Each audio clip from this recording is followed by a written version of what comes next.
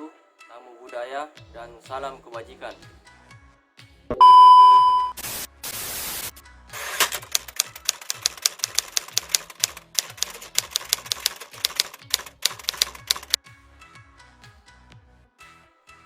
Pada kesempatan kali ini kita akan membahas tentang identifikasi tujuan pembelajaran. Kebutuhan belajar pada dasarnya menggambarkan jarak antara tujuan belajar yang diinginkan dan kondisi yang sebenarnya. Pengertian identifikasi kebutuhan belajar adalah kegiatan atau usaha yang dilakukan untuk meneliti dan menemukan hal-hal yang diperlukan dalam belajar dan hal-hal yang dapat membantu tercapainya tujuan belajar itu sendiri. Baik itu proses belajar yang berlangsung di lingkungan keluarga, sekolah, maupun masyarakat. Pada tahap mengidentifikasi kebutuhan belajar, sebaiknya guru melibatkan peserta didik untuk mengenali, menyatakan, dan merumuskan kebutuhan belajar, sumber-sumber yang tersedia, dan hambatan yang mungkin dihadapi dalam kegiatan pembelajaran untuk memenuhi kebutuhan belajar. Identifikasi kebutuhan belajar sendiri bertujuan untuk melibatkan dan memotivasi peserta didik agar kegiatan belajar yang dirasakan sebagai bagian dari kehidupan dan mereka merasa memilikinya. Selanjutnya yaitu model pengukuran kebutuhan belajar. Model pengukuran kebutuhan belajar merupakan bentuk pengukuran terhadap hal-hal yang harus ada dan dibutuhkan dalam kegiatan belajar yang disajikan oleh pendidik dan disesuaikan dengan program pembelajaran yang dilakukan. Menurut Kaufman tahun 1972 menyatakan bahwa terdapat 3 model pengukuran dalam mengidentifikasi kebutuhan belajar. Di antaranya yaitu yang pertama model induktif. Maksud dari model induktif di sini yaitu model yang menekankan pada usaha yang dilakukan dari pihak yang terdekat, langsung, dan bagian-bagian ke arah pihak yang luas dan menyeluruh. Oleh karena itu, melalui pendekatan ini diusahakan secara langsung pada kemampuan yang telah dimiliki setiap peserta didik, kemudian membandingkannya dengan kemampuan yang diharapkan atau harus dimiliki sesuai dengan tuntutan yang datang kepada dirinya. Dan model ini sendiri digunakan untuk mengidentifikasi jenis kebutuhan belajar dalam pendidikan dan yang dirasakan langsung oleh peserta didik, serta pelaksanaan identifikasinya pun harus dilakukan secara langsung kepada peserta didik itu sendiri. Dan model yang kedua itu model deduktif. Pendekatan pada model ini dilakukan secara deduktif, dalam artian bahwa identifikasi kebutuhan pembelajaran dilakukan secara umum dengan sasaran yang luas. Apabila akan menetapkan kebutuhan belajar untuk peserta didik yang dimiliki karakteristik yang sama, maka pelaksanaan identifikasinya dilakukan pengajuan pertimbangan kepada semua peserta didik. Yang ketiga itu model klasik. Model klasik ini ditujukan untuk menyesuaikan bahan belajar yang telah ditetapkan dalam kurikulum atau program belajar dengan kebutuhan belajar yang dirasakan peserta didik. Berbeda dengan model yang pertama, pada model ini pendidikan lebih memiliki pedoman yang berupa kurikulum. Misalnya kurikulum pelatihan prajabatan, kurikulum pelatihan kepemimpinan, satuan pelajar dalam pelatihan, dan lain sebagainya. Identifikasi kebutuhan belajar ini dilakukan secara terbuka dan langsung kepada peserta didik dan sudah ada di kelas. Pendidik mengidentifikasi kesenjangan di antara kemampuan yang telah dimiliki peserta didik dengan bahan belajar yang akan dipelajari. Dan selanjutnya yaitu menganalisis kebutuhan pembelajaran. Menurut Merison tahun 2001 menyatakan bahwa ada 4 tahap dalam melakukan analisa kebutuhan pembelajaran. Yang pertama yaitu perencanaan. Di dalam tahap perencanaan yang perlu dilakukan yaitu seperti membuat klasifikasi siswa, siapa yang akan terlibat dalam kegiatan, dan cara pengumpulannya seperti apa. Kemudian selanjutnya itu tahap pengumpulan data. Dalam tahap pengumpulan data perlu mempertimbangkan besar kecilnya sampel dalam penyebaran analisa kebutuhan pembelajaran. Kemudian tahap yang ketiga yaitu analisa data. Setelah data terkumpul, kemudian data dianalisis dengan pertimbangan ekonomi, ranking, frekuensi, dan kebutuhan. Dan kemudian tahap yang terakhir yaitu membuat laporan akhir. Dalam sebuah laporan analisa kebutuhan mencakup 4 bagian yaitu analisa tujuan, analisa proses, analisa hasil dengan tabel, dan penjelasan singkat rekomendasi yang terkait dengan data. Itulah tadi sedikit penjelasan mengenai identifikasi tujuan pembelajaran. Tentunya dalam menghadapi berbagai macam peserta didik yang memiliki kebutuhan dalam pembelajaran yang berbeda-beda, maka sebaiknya pihak mengajar menyiapkan atau melakukan identifikasi terlebih dahulu terhadap peserta didik agar nantinya pembelajaran dapat berlangsung dengan baik. Sekian video dari saya, mohon maaf apabila ada kekurangan ataupun salah pengucapan kata dari saya. Wabillahi taufik wal hidayah. Wassalamualaikum warahmatullahi wabarakatuh.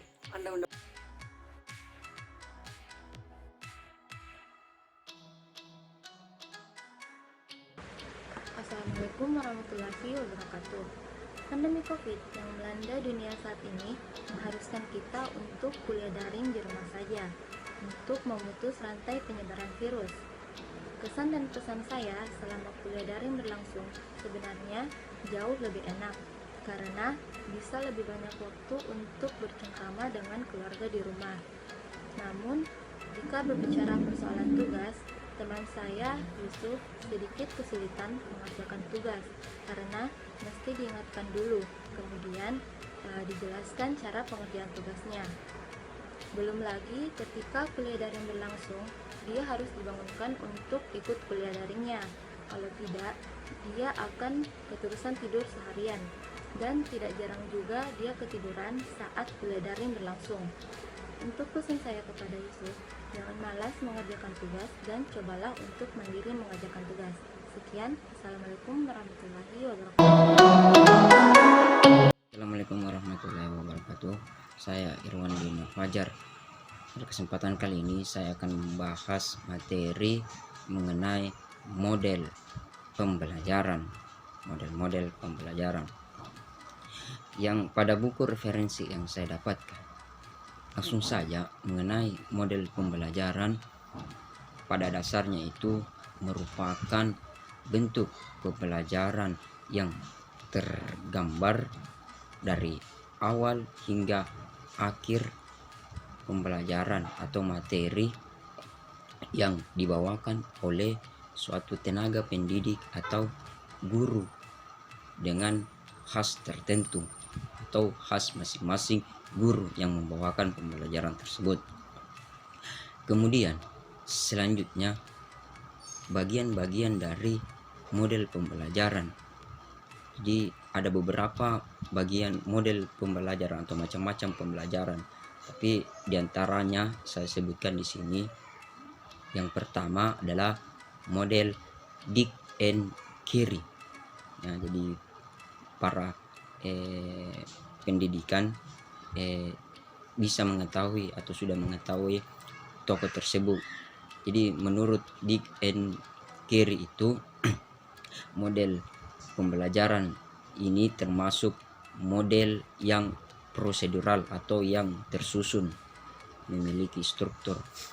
Jadi seperti contohnya mengidentifikasi tujuan pembelajaran, yang kedua menganalisis pembelajaran, yang ketiga merumuskan tujuan pembelajaran, sampai dengan merevisi atau mengevaluasi pembelajaran itu sendiri. Model yang kedua yaitu menurut model Assure. Menurut model Assure ini merupakan suatu model yang mengangkat sebuah informasi atau mendapatkan suatu informasi untuk kegiatan belajar mengajar atau yang sering disingkat dengan KMB, kegiatan mengajar dan belajar. Model yang ketiga yaitu model CAM. Tentu kita sudah ketahui juga tokoh tersebut di dunia pendidikan yang mengatakan bahwa model-model pembelajaran ini menentukan beberapa aspek, yaitu menentukan tujuan atau topik atau daftar, kemudian menentukan dan menetapkan suatu angka-angka pembelajaran atau suatu kehidupan atau jalur pembelajaran sampai dengan mengevaluasi. Jadi tidak jauh berbeda dengan tokoh-tokoh sebelumnya mengenai pendapat atau istilah dari model-model pembelajaran. Kemudian yang terakhir yang sempat saya bawakan dan saya dapatkan di buku referensi saya mengenai karakteristik model pembelajaran. Jadi karakteristik model pembelajaran. Jadi suatu yang melekat pada pendekatan terhadap beberapa bagian dari atau macam-macam dari model pembelajaran itu sendiri. Jadi dengan kata lainnya, karakteristik model pembelajaran ini melekat pada kan karakteristik itu suatu khas dari suatu sistem. Jadi karakteristik model pembelajaran itu sendiri, karakteristiknya itu melekat pada bagian-bagian atau macam-macam dari model pembelajaran. Seperti contohnya model KEM. Nah, model KEM ini model pembelajaran yang digunakan atau dipakai mulai dari jenjang taman kanak-kanak itu jarang digunakan, tetapi yang sering digunakan atau sering dibahasakan di model KEM ini itu mulai dari jenjang sekolah dasar hingga jenjang perguruan tinggi. Jadi itulah karakteristik model pembelajaran yang dipakai oleh suatu tenaga pendidik atau guru untuk mendesain pembelajarannya dengan cara menentukan model-model pembelajaran itu sendiri. Mungkin itu ketiga dari pembahasan pokok dari materi model pembelajaran, dengan apa itu model pembelajaran, macam-macam model pembelajaran hingga karakteristik model pembelajaran sendiri.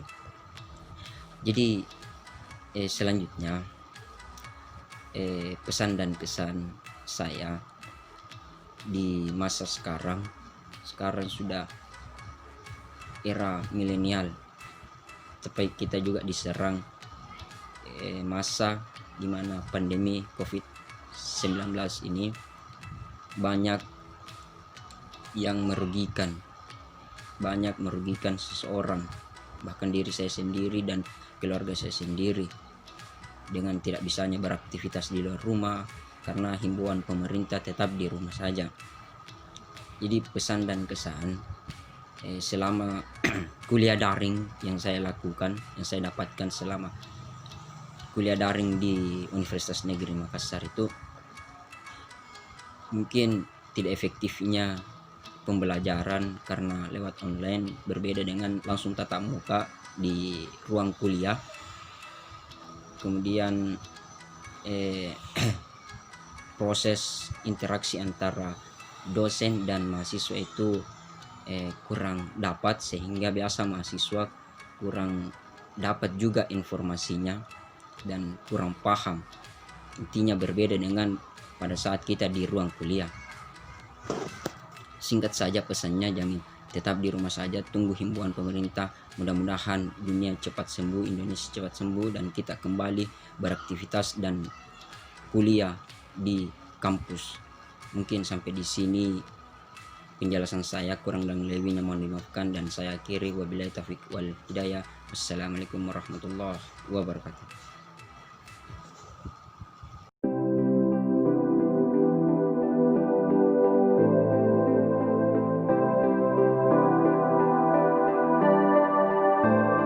Perkenalkan, nama saya Nurul Fauzi Amri dari Prodi Teknologi Pendidikan, Fakultas Ilmu Pendidikan Universitas Negeri Makassar. Pada kesempatan kali ini, saya akan membahas materi tentang mengembangkan penilaian pembelajaran. Apa itu penilaian?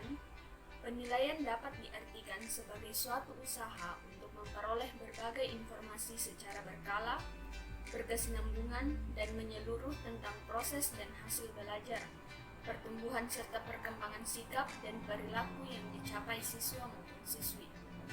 Berkaitan dengan hal ini, guru harus membuat keputusan mengenai pencapaian belajar kompetensi dari siswa-siswi, sehingga Ada beberapa istilah yang sering digunakan dalam konsep penilaian pembelajaran. Di antaranya yang pertama, tes, yang merupakan alat ukur untuk memperoleh informasi hasil belajar siswa yang memerlukan jawaban benar atau salah. Yang kedua, pengukuran. Pada dasarnya, merupakan kegiatan penentuan angka dari suatu objek yang diukur. Yang ketiga, asesmen. Merupakan kegiatan untuk mengumpulkan informasi hasil belajar siswa yang diperoleh dari berbagai jenis tagihan. Yang keempat, evaluasi. Merupakan penilaian keseluruhan program pendidikan mulai dari perencanaan suatu program substansi pendidikan termasuk kurikulum dan penilaian. Adapun dalam kaitannya dengan pembelajaran, penilaian diharapkan dapat berfungsi yang pertama, memantau kemajuan dan mendiagnosis kesulitan belajar peserta didik sehingga memungkinkan dilakukannya pengayaan dan remediasi. Yang kedua, memberikan masukan kepada pendidik untuk memperbaiki program pembelajaran di kelasnya. Yang ketiga, memungkinkan peserta didik mencapai kompetensi yang telah ditentukan walaupun dengan kecepatan yang berbeda-beda. Yang keempat, memberikan informasi yang lebih komunikatif kepada masyarakat tentang efektivitas pendidikan sehingga meningkatkan partisipasinya. Kemudian, dalam melaksanakan penilaian, pendidik harus memperhatikan prinsip-prinsip penilaian itu sendiri, antara lain sahih, objektif, adil, terpadu, terbuka, menyeluruh dan berkesinambungan, beracuan kriteria, sistematis, dan akuntabel. Sedangkan, menurut Kemdikbud, prinsip khusus dalam penilaian hasil belajar oleh pendidik ialah yang pertama, autentik, yang kedua, prinsip penilaian diterapkan dalam semua bentuk penilaian, kecuali penilaian diri oleh peserta didik. Yang ketiga, penilaian diri oleh peserta didik dianalisis oleh pendidik untuk melihat kesesuaiannya dengan hasil ulangan. Dalam merancang atau mendesain penilaian, terdapat beberapa pertimbangan yang perlu diperhatikan pendidik, yaitu yang pertama, rancangan penilaian harus relevan atau mengacu pada rumusan kompetensi dalam kurikulum. Yang kedua, rancangan penilaian harus bersifat komprehensif. Yang ketiga, penilaian perlu dilakukan menggunakan multiteknik. Yang keempat, untuk setiap teknik penilaian yang dipilih, kembangkanlah instrumen dengan terlebih dahulu menyusun kisi-kisinya. Yang kelima, kualitas instrumen penilaian.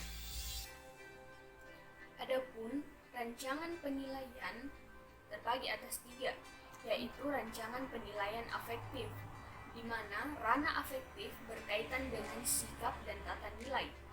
Metode atau teknik yang dapat digunakan dalam penilaian afektif yaitu penilaian diri, observasi, penilaian antar teman, dan refleksi dan catatan refleksi peserta didik. Yang kedua, rancangan penilaian kognitif. Benjamin S. Bloom 1971 mengkategorikan ranah kognitif atas 6 jenjang yang tersusun mulai dari yang sederhana sampai dengan yang kompleks, yakni pengetahuan, pemahaman, aplikasi, analisis, sintesis, dan evaluasi. Penilaian kognitif dapat dilakukan dengan teknik tes, penugasan, dan proyek. Yang ketiga, rancangan penilaian psikomotorik. Ranah penilaian ini meliputi ranah berpikir dan bertindak. Adapun teknik yang digunakan dalam penilaian psikomotor atau keterampilan yaitu unjuk kerja, kinerja, praktik penilaian, penilaian proyek, penilaian produk, penilaian portofolio, dan tes tulis. Assalamualaikum warahmatullahi wabarakatuh.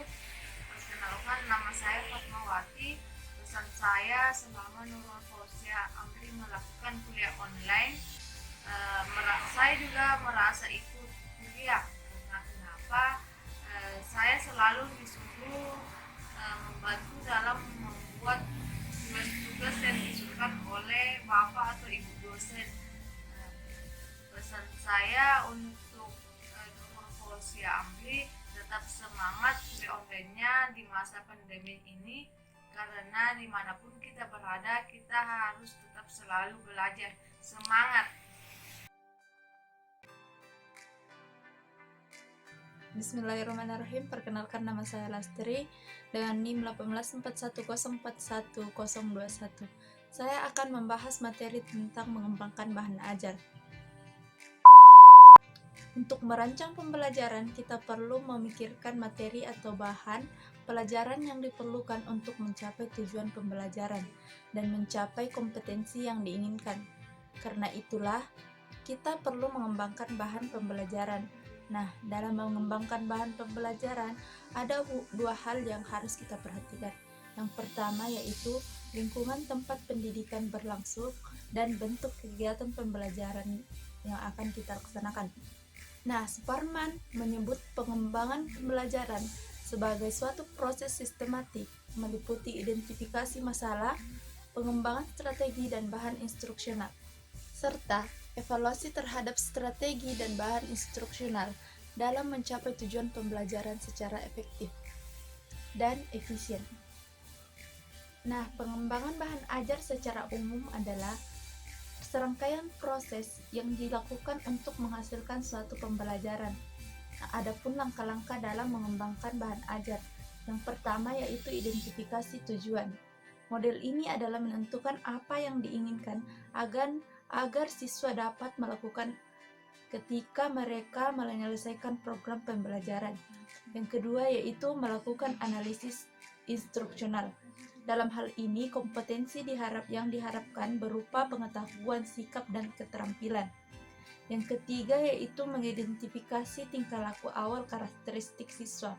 Nah, sebelum kita mengembangkan bahan ajar, kita perlu mengetahui karakteristik dari siswa itu sendiri. Yang keempat yaitu merumuskan tujuan kinerja. Apa yang harus dilakukan siswa ke depannya. Nah, yang kelima yaitu pengembangan tes acuan atau patokan. Nah, pengembangan tes acuan atau patokan di sini kita mengupayakan agar bahan ajar yang kita rancang menjadi bahan acuan atau bahan patokan bagi si pembelajar. Yang keenam yaitu pengembangan strategi pengajaran. Nah, kita perlu mengetahui strategi apa yang cocok kita laksanakan dalam pengembangan bahan ajar tersebut. Yang ketujuh yaitu pengembangan atau memilih pengajaran. Kita perlu memilih pengajaran apa yang tepat sesuai dengan bahan ajar yang kita kembangkan. Kemudian yang kedelapan yaitu merancang dan melaksanakan evaluasi formatif. Yang kesembilan yaitu menulis perangkat dan mengujikannya. Dan yaitu menulis perangkat dan menguji cobakannya. Nah, dalam hal ini kita perlu menguji bahan ajar yang telah kita buat dan menguji cobakan. Setelah itu kita merevisi pengajaran. Kita merevisi bahan ajar yang telah kita kembangkan dan merevisi pengajaran yang tepat untuk bahan ajar yang telah kita kembangkan. Itulah langkah-langkah dari pengembangan bahan ajar. Sekian dari saya, lebih dan kurangnya mohon dimaafkan. Video berikutnya adalah kesan dan pesan selama saya mengikuti kuliah online di masa pandemi ini.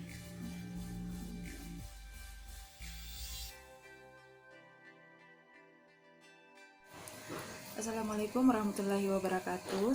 Saya ingin menyampaikan beberapa hal untuk mahasiswa Lastri yang sudah beberapa hari, bahkan sudah beberapa bulan kita lalui. Di masa pandemi seperti ini, proses perkuliahan itu sangat sulit dilakukan. Namun dengan adanya perkuliahan daring, lumayan cukup untuk memudahkan mahasiswa dalam mengikuti beberapa mata perkuliahannya. Kesan-kesan yang saya ingin sampaikan adalah Lastri ini sangat antusias dalam melakukan kegiatan perkuliahan daring. Kemudian sistem perkuliahannya juga lumayan menarik, sehingga dapat memberikan semangat kepada mahasiswa untuk tetap melaksanakan proses perkuliahan yang sebagaimana proses perkuliahan yang mungkin sangat memang berbeda, tetapi mereka tetap antusias dalam melakukan perkuliahan daring tersebut. Pesan saya, apapun yang terjadi pada saat ini, tetap lakukan, tetap semangat, tetap lanjutkan semangat perkuliahannya, sehingga semoga pandemi segera berlalu sehingga kita dapat melakukan kegiatan-kegiatan normal seperti biasanya. Demikianlah yang ingin saya sampaikan. Sekian dan terima kasih.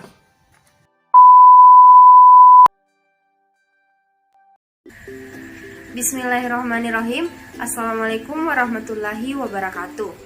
Perkenalkan, nama saya Lisa Prilianingsi. Saya dari jurusan Teknologi Pendidikan, Fakultas Ilmu Pendidikan, Universitas Negeri Makassar. Di video kali ini saya akan membahas mengenai analisis pembelajaran. Terlebih dahulu saya akan memberitahukan apa itu analisis pembelajaran. Analisis pembelajaran adalah penjabaran perilaku umum menuju ke perilaku khusus yang tersusun secara logis dan sistematis dengan tersusunnya gambaran perilaku khusus dari yang awal hingga akhir. Menurut Dick and Carey, analisis pembelajaran adalah seperangkat prosedur yang bisa diterapkan dalam suatu tujuan pembelajaran, menghasilkan identifikasi langkah-langkah yang relevan bagi penyelenggara suatu tujuan dan kemampuan-kemampuan subordinat yang dibutuhkan untuk mencapai tujuan. Menurut Dick and Carey 1985 menyatakan bahwa tujuan pembelajaran yang telah diidentifikasi perlu dianalisis untuk mengenali keterampilan-keterampilan bawahan atau subordinate skill yang mengharuskan anak didik belajar menguasainya dan langkah dapat belajar tertentu. Selanjutnya, terdapat jenis-jenis materi pembelajaran. Merrill dalam bukunya Komponen Display Theory mengemukakan isi pembelajaran menjadi 4 jenis. Di antaranya yang pertama yaitu fakta. Materi fakta meliputi segala hal yang berwujud kenyataan dan kebenaran. Yang kedua konsep. Materi konsep adalah segala yang berwujud pengertian-pengertian baru yang bisa timbul sebagai hasil pemikiran. Kemudian yang ketiga prosedur. Materi prosedur mencakup langkah-langkah secara sistematis dalam mengerjakan sesuatu aktivitas. Adapun yang keempat yaitu prinsip. Materi prinsip berupa hal-hal utama pokok dalam memiliki posisi terpenting. Ditinjau dari pihak pendidik, materi pembelajaran tersebut harus ditransformasikan dalam kegiatan pembelajaran. Selanjutnya, hal-hal yang mesti dilakukan dalam menganalisis materi pembelajaran. Yang pertama yaitu mengidentifikasi aspek-aspek yang terdapat dalam standar kompetensi dan kompetensi dasar. Kemudian yang kedua, identifikasi jenis-jenis materi pembelajaran. Yang ketiga, memilih jenis-jenis materi yang sesuai dengan standar kompetensi dan kompetensi dasar. Yang keempat, berorientasi pada kebutuhan peserta didik. Yang kelima, berorientasi pada perkembangan peserta didik. Yang keenam, masalah obsolescence yang menyangkut validitas dan signifikansi isi kurikulum. Dan yang terakhir yaitu materi mesti konsisten. Selanjutnya terdapat prinsip-prinsip pengembangan materi. Yang pertama yaitu relevansi, artinya kesesuaian. Materi pembelajaran hendaknya relevan dengan pencapaian standar kompetensi dan pencapaian kompetensi dasar. Jika kemampuan yang diharapkan dikuasai peserta didik berupa menghafal fakta, maka materi pembelajaran yang diajarkan harus berupa fakta. Yang kedua yaitu konsistensi, artinya keajegan. Jika kompetensi dasar yang harus dikuasai peserta didik ada 4 macam, maka materi yang harus diajarkan juga harus meliputi 4 macam. Kemudian yang ketiga ada adekuasi, artinya kecukupan. Materi yang diajarkan hendaknya cukup memadai dalam membantu peserta didik menguasai kompetensi dasar yang diajarkan. Materi tidak boleh terlalu sedikit dan tidak boleh terlalu banyak. Jika terlalu sedikit, maka kurang membantu tercapainya standar kompetensi dan kompetensi dasar. Sebaliknya, jika terlalu banyak, maka akan mengakibatkan keterlambatan dalam pencapaian target kurikulum. Adapun dalam pengembangan materi pembelajaran, guru harus mampu mengidentifikasi materi pembelajaran dengan mempertimbangkan hal-hal. Yang pertama yaitu potensi peserta didik. Yang kedua, relevansi dengan karakteristik daerah. Yang ketiga, tingkat perkembangan fisik, intelektual, emosional, sosial, dan spiritual peserta didik. Yang keempat, kebermanfaatan bagi peserta didik. Yang kelima, struktur keilmuan. Yang keenam, aktualitas, kedalaman, dan keluasan materi pembelajaran. Yang ketujuh, relevansi dengan kebutuhan peserta didik dan tuntutan lingkungan, serta alokasi waktu. Selanjutnya, penjelasan pemulihan materi. Langkah berikutnya adalah mengidentifikasi jenis-jenis materi bahan ajar. Langkah ketiga, memilih bahan ajar yang sesuai atau relevan dengan standar kompetensi dan kompetensi dasar yang telah teridentifikasi. Terakhir adalah memilih sumber bahan ajar. Secara lengkap, langkah-langkah pemilihan bahan ajar dapat dijelaskan sebagai berikut. Yang pertama, mengidentifikasi aspek-aspek yang terdapat dalam standar kompetensi dan kompetensi dasar. Yang kedua, identifikasi jenis-jenis materi pembelajaran. Sejalan dengan berbagai jenis aspek standar kompetensi, materi pembelajaran juga dapat dibedakan menjadi jenis materi aspek kognitif, afektif, dan psikomotorik. Kemudian yang ketiga, memilih jenis materi yang sesuai dengan standar kompetensi dan kompetensi dasar. Dan yang terakhir yaitu memilih sumber bahan ajar. Itulah tadi materi mengenai analisis pembelajaran. Mohon maaf jika ada salah kata dan ada salah penempatan. Saya ucapkan terima kasih. Wassalamualaikum warahmatullahi wabarakatuh. Warahmatullahi wabarakatuh. Perkenalkan, nama saya Novi, sepupu dari Lisa Aprilianisi. Kesan saya terhadap kuliah online, dengan adanya kuliah online ini membuat mahasiswa memiliki banyak waktu bersama keluarga. Namun di sisi lain, kuliah online ini juga memberikan efek stres terhadap mahasiswa juga kepada kedua orang tuanya, karena mereka harus mengeluarkan biaya lebih untuk membeli kuota. Dan dalam proses kuliah online, mahasiswa kadang kurang mengerti dengan penjelasan dosen diakibatkan jaringan yang kurang bagus, sehingga mahasiswa kadang keluar rumah untuk mencari jaringan. Dan ada juga tugas yang mengharuskan mahasiswa untuk keluar rumah.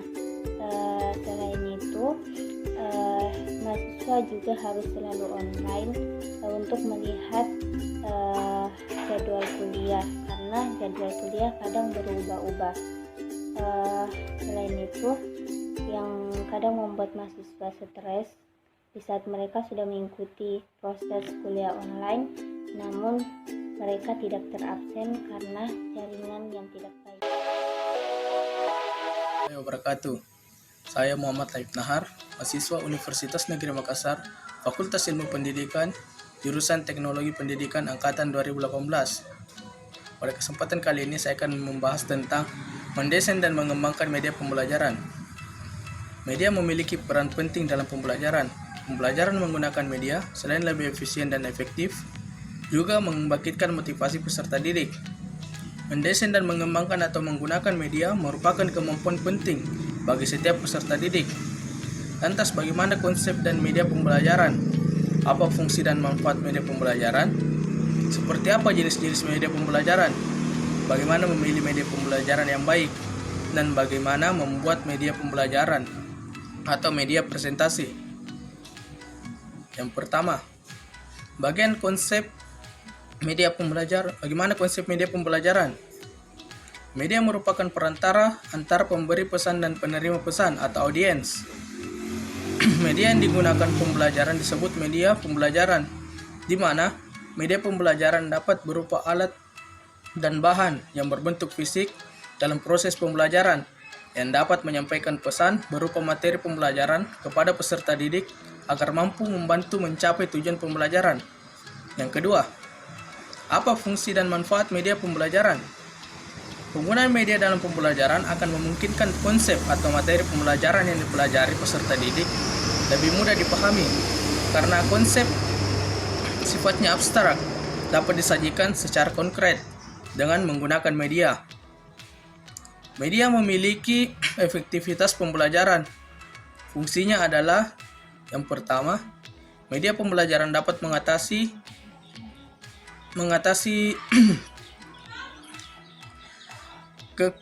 keterbatasan pengalaman yang dimiliki oleh peserta didik. Yang kedua, media pembelajaran dapat membuat gagasan abstrak menjadi lebih konkret. Ketiga, memungkinkan adanya interaksi langsung antara peserta didik dengan lingkungannya. Keempat, media pembelajaran mampu mengerti energi atau usaha berpikir yang harus dikeluarkan.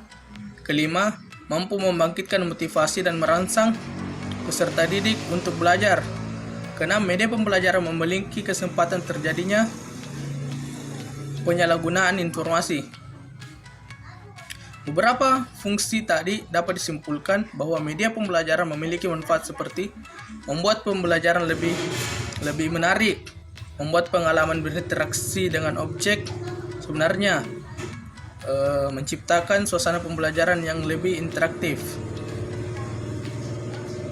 Yang ketiga, jenis-jenis seperti apa? Apa jenis-jenis media pembelajaran? Terdapat berbagai identifikasi media pembelajaran yang dikenal saat ini. Yang pertama, audiovisual gerak seperti film bersuara.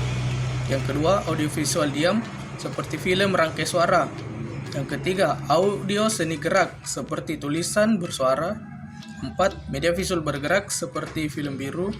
5. Media visual diam seperti halaman cetak atau foto. 6. Media audio seperti radio dan telepon. Ketujuh, media cetak seperti buku, koran, majalah, dan lain-lain. Yang keempat, bagaimana memilih media pembelajaran yang baik? Pemilihan media pembelajaran merupakan suatu aktivitas yang perlu dicermati oleh pendidik karena sangat menentukan efektivitas pembelajaran. Sanjaya mendeskripsikan beberapa prinsip yang harus diperhatikan dalam pemilihan media. Yang pertama, pemilihan media harus sesuai dengan tujuan yang ingin dicapai. Yang kedua, pemilihan media harus disesuaikan dengan karakteristik siswa. Yang ketiga, pemilihan media harus sesuai dengan gaya belajar siswa serta gaya kemampuan pendidik. Yang keempat, perilaku media harus sesuai dengan kondisi lingkungan. Yang kelima, pemilihan media harus berdasarkan konsep yang jelas.